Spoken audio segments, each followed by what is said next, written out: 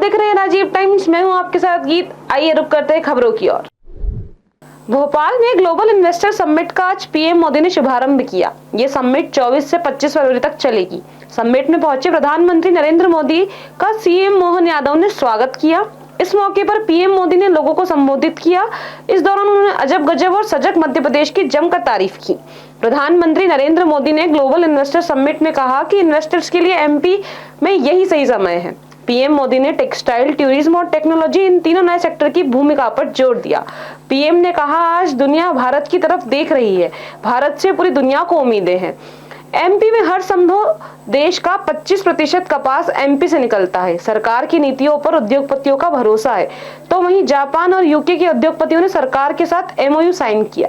और मैं मोहन जी को बधाई देता हूं, उनकी टीम को बधाई देता हूं कि उन्होंने इस वर्ष को उद्योग और रोजगार वर्ष के रूप में मनाना तय किया है। साथियों, बीते दशक में भारत ने इंफ्रास्ट्रक्चर के बूम का दौर देखा है। मैं कह सकता हूं, इसका बहुत बड़ा फायदा एमपी को मिला है। दिल्ली मुंबई एक्सप्रेसवे जो देश के दो बड़े शहरों को जोड़ रहा है, उसका बड़ा हिस्सा एमपी से ही होकर गुजरता है।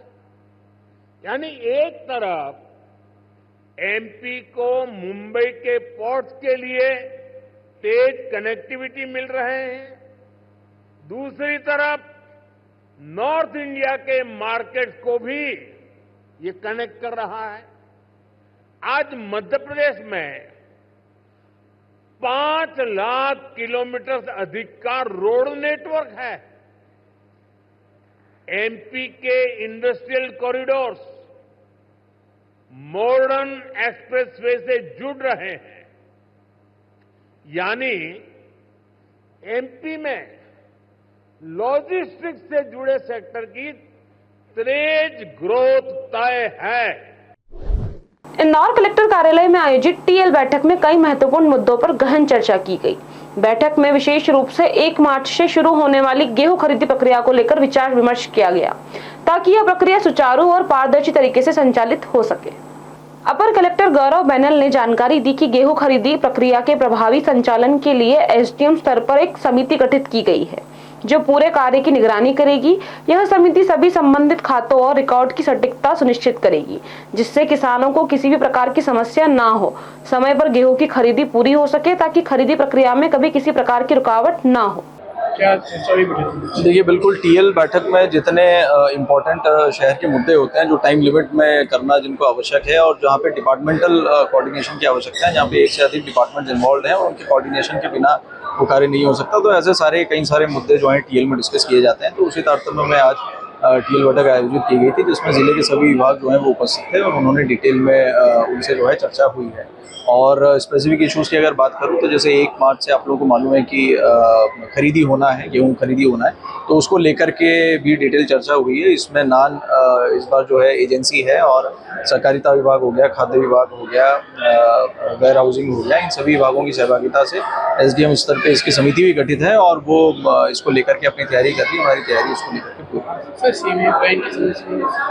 बिल्कुल सीएम हेल्पलाइन को लेकर के ये मालूम है कि वो शासन की प्राथमिकता है, हमारी प्राथमिकता है, तो उसको लेकर के सभी विभागों को निर्देश दिए गए हैं कि त्वरित कार्रवाई करें, और कोई भी जो है पुरानी सीएम हेल्पलाइन पेंडिंग नहीं होना चाहिए, और अधिक से अधिक संतुष्टि के साथ जो है सीएम हेल्पलाइन का निराकरण होना चाहिए। इंदौर पहुंचे पूर्व मुख्यमंत्री दिग्विजय सिंह ने ईवीएम चुनाव आयोग इन्वेस्टर समिट पर सवाल उठाए। उन्होंने कहा कि जब अमेरिका में ईवीएम पर भरोसा नहीं, तो भारत में इसका उपयोग क्यों हो रहा है। इसके अलावा उन्होंने अमेरिका द्वारा भारतीयों को जबरन देश निकाला देने, कुंभ मेले में जल प्रदूषण और एयर इंडिया की व्यवस्थाओं पर भी कड़ी प्रतिक्रिया दी। इंदौर पहुंचे पूर्व मुख्यमंत्री दिग्विजय सिंह ने कई अहम मुद्दों पर सवाल उठाए।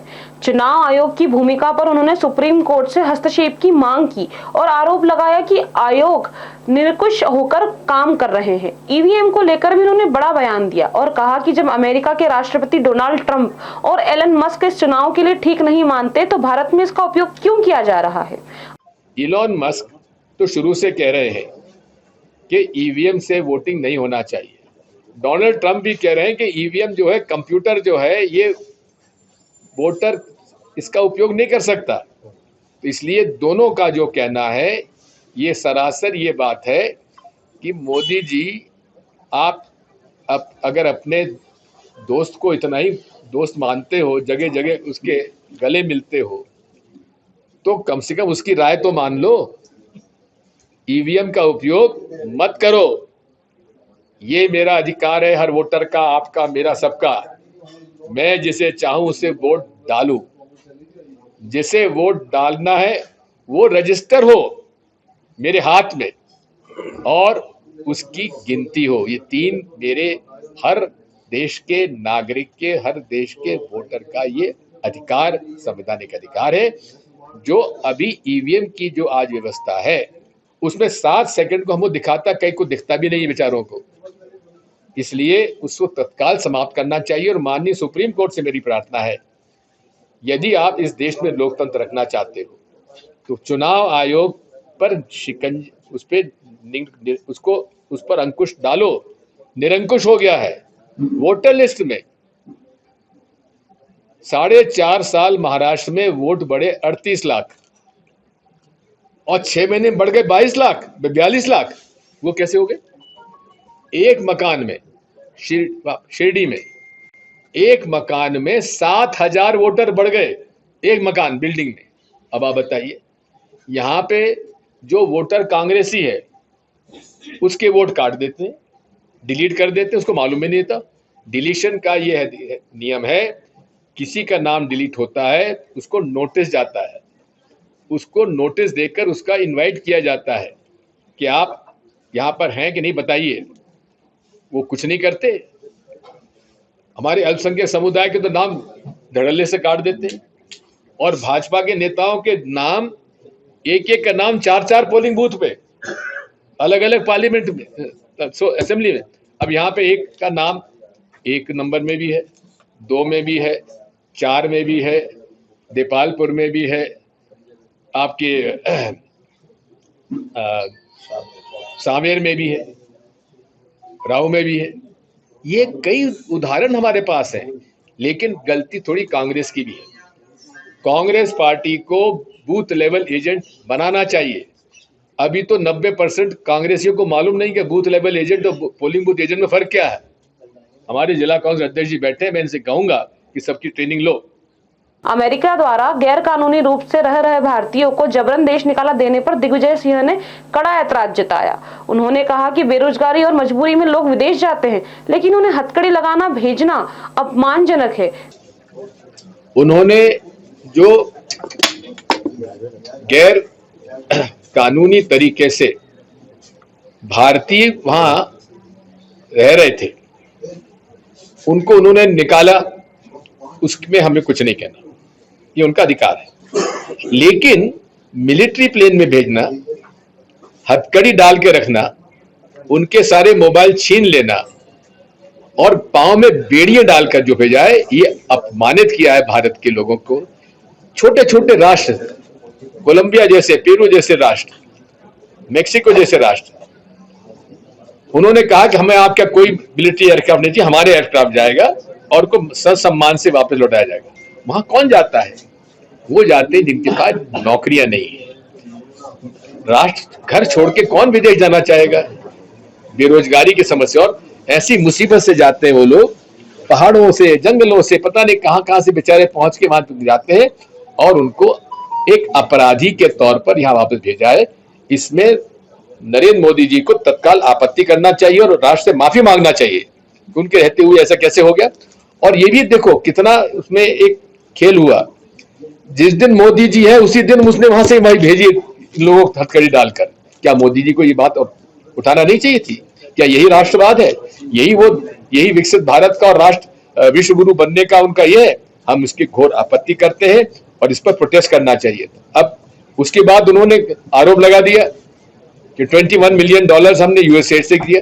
बिल्कुल सरासर झूठ निकला। और उसमें जयराम रमेश ने बड़ा अच्छी तरह से उसका विश्लेषण किया, मैंने उसको रिट्वीट किया, आप उस पर देख लीजिए। कुंभ मेले में जल प्रदूषण को लेकर दिग्विजय सिंह ने चिंता जताई। उन्होंने कहा कुछ लैब रिपोर्ट्स में पानी में मलमूत्र के अंश पाए गए हैं। करोड़ों रुपए खर्च होने के बावजूद सफाई पर ध्यान नहीं दिया गया। कुछ लेबोरेटरीज ने वहां फीकल मतलब ये मलमूत्र का अंश जांच में आया है। ये गंभीर मसला है और 7,500 करोड़ जब बजट में था और खर्च हुए हैं, उसमें सफाई के बारे में ध्यान देना चाहिए था और बड़ी आसानी से इसमें किया जा सकता है। यदि समय समय पर जहां स्नान है, जहां संगम है, उस पर केमिकल्स डाल के उसको न्यूट्रलाइज किया जा सकता था, क्यों नहीं किया गया? मध्य प्रदेश राज्य कर्मचारी संघ द्वारा कुरवाई तहसील के लिए अध्यापक जसवंत सिंह को सर्व समिति से अध्यक्ष नियुक्त किया गया। आपको बता दें कि कुरवाई की नवनिर्वाचित कार्यकारिणी का गठन किया गया है, जिसमें अध्यापक जसवंत सिंह राजपूत को निर्विरोध अध्यक्ष नियुक्त किया गया, जिसके चलते अध्यापक जसवंत सिंह को अध्यापकों व नगर वासियों द्वारा फूल माला पहनाकर सैकड़ों लोगों ने बधाई दी और एक दूसरे को मिठाई खिलाई। जसवंत सिंह ने तहसील स्तरीय कार्यकारिणी में उच्च स्थान प्राप्त करने पर सभी को आभार व्यक्त किया और संगठन निरंतर प्रगति करे उन्होंने संकल्प लिया कि कर्मचारियों के हित की रक्षा एवं उत्थान में पूरी निष्ठा के साथ खड़ा रहूंगा। ये आज राज्य कर्मचारी संघ का निर्वाचन था, जो कुरवाई में तहसील अध्यक्ष के लिए रश्मिकांत जी इसके निर्वाचन अधिकारी थे और संभाग अध्यक्ष भी पधारे थे श्री दुबे जी।